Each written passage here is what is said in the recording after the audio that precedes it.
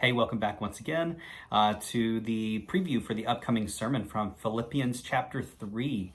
We're just marching right through these prison epistles that Paul wrote. We're halfway through Philippians now. We're going to press on and do 3 and then 4 next week. So let's talk about 3 this week. There are a couple of things that really stand out to me from reading it and looking at it this week so far. I think we're going to kind of cover the whole chapter. I'm not 100% on that, but go ahead and read it all to come prepared to look at it and talk about all of it in case that's what I end up doing, because I think that's what I'm going to do. And the two things that are really sticking out to me so far, obviously this is subject to change, but the two things that are really sticking out to me so far are, one, all of the pedigree that Paul believed was his. And Paul certainly had a lot of it. When you think about him as a Jewish person, as a learned person, as somebody who would have had authority in his society, he counted all that as loss for the sake of Christ, and that I think is, well, not I think, I know it's incredibly important.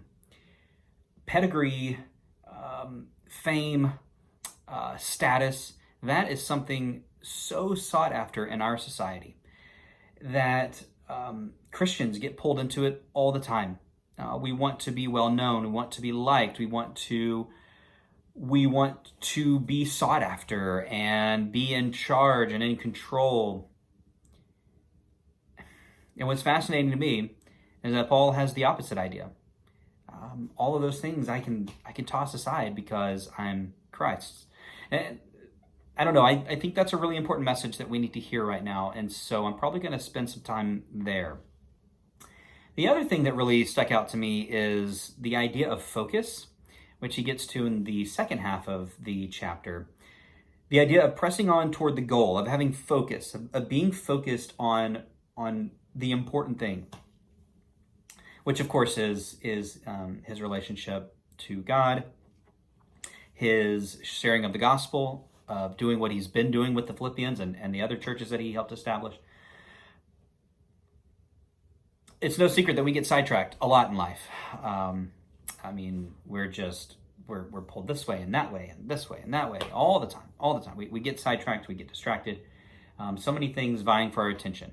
The idea of focus is so important to me because